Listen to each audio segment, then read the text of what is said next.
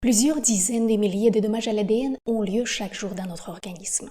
Celui-ci prévoit un système assez sophistiqué de réparation de ces dommages, composé de plusieurs voies de signalisation impliquant les gènes réparateurs des dommages à l'ADN.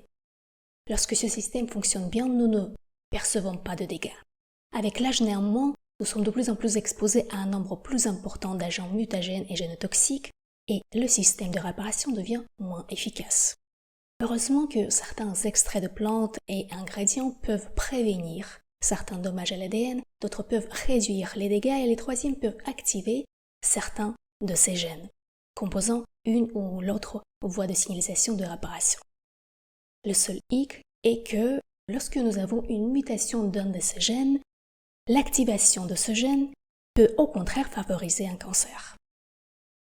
Donc il faut bien savoir quelle plante agit sur quel gène et est-ce que nous avons une mutation ou pas, justement, avant de les prendre.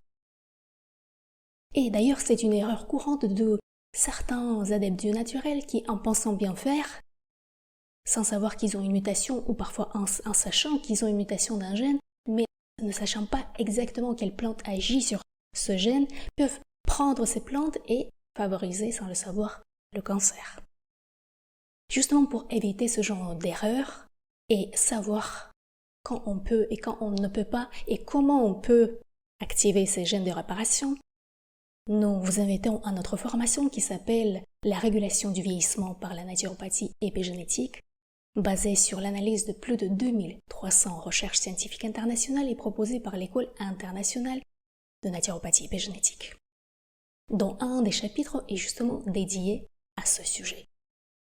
Plus d'informations sur le site de l'école.